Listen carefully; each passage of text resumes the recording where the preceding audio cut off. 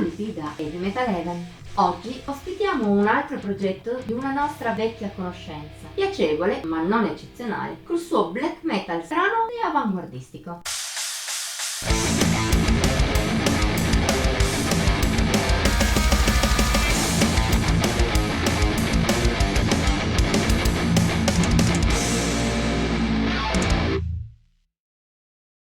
A chi segue Heavy Metal Heaven, il nome di Vittorio Sabelli non suonerà nuovo. Abbiamo seguito con relativa costanza i vari progetti creati da questo istrionico musicista molisano.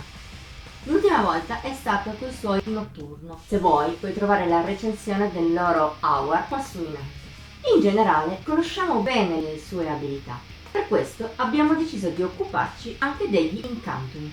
Progetto creato con i due cantanti Nequam ex Mortal Drape e The Magic Way e Tenebra, a cui di recente si è unito anche l'ex Evil Samael Von Martin, è nato nel 2022 con un concept preciso: parlare di streghe e della loro caccia in tempi passati. Se è un tema già sfruttato moltissimo all'interno del metal, di sicuro lo stile affrontato in Maleficia, secondo full length pubblicato grazie a My Kingdom Music lo scorso 21 febbraio, lo è molto meno. Di base è un black metal non troppo distante dalla tradizione, a tratti aggressivo, ma senza mai lasciare da parte l'atmosfera, con in particolare una certa malinconia di sottofondo, che a tratti prende il sopravvento.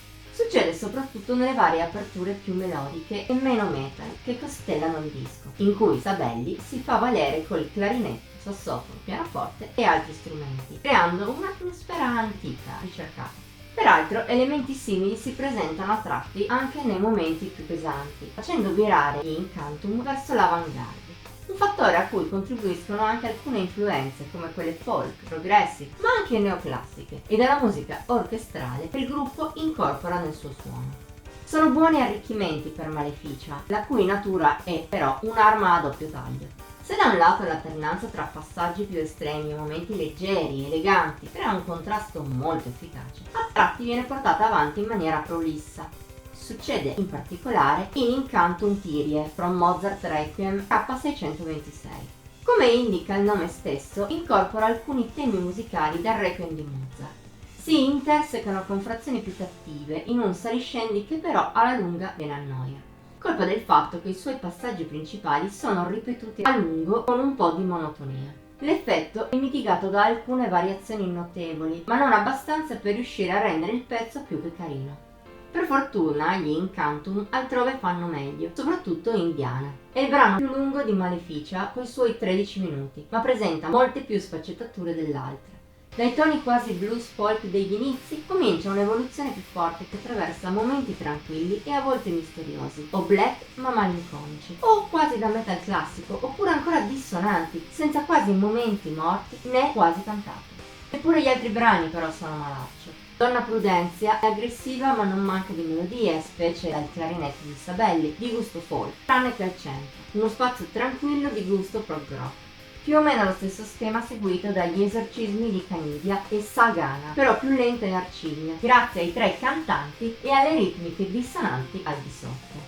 Al di là del lungo intro, Rinascita, la scaletta è tutta qui. Di conseguenza, pur con i suoi 40 minuti abbondanti, il disco risulta un po' inconsistente. Bilanciando questo e l'altro difetto coi pregi, il risultato è a due facce. Da un lato, Maleficia è un ascolto godibile, coinvolgente per le sue atmosfere e i suoi temi musicali. Dall'altro però rimane del rammarico. Da musicisti della levatura degli Incantum ci si potrebbe aspettare ben di meglio, visti anche i tanti spunti di classe assoluta presenti nel disco. Forse è anche colpa della fretta. 2 full length in 3 anni sono molti. La certezza è invece che dal progetto di Vittorio Sabelli e soci speriamo di ascoltare della musica più focalizzata e vivida la prossima volta. Voto di Heavy Metal Heaven 76 su 100. Per questa settimana è tutto. Se hai apprezzato la recensione faccelo sapere nei commenti, oltre a mettere il like e a condividerla. Puoi inoltre iscriverti al nostro canale e attivare la campanella delle notifiche per non mancare neppure uno dei contenuti pubblicati ogni pochi giorni. Infine puoi seguirci su Facebook, Instagram e Pinterest. Al solito trovi i link in descrizione. Ci vediamo la prossima volta!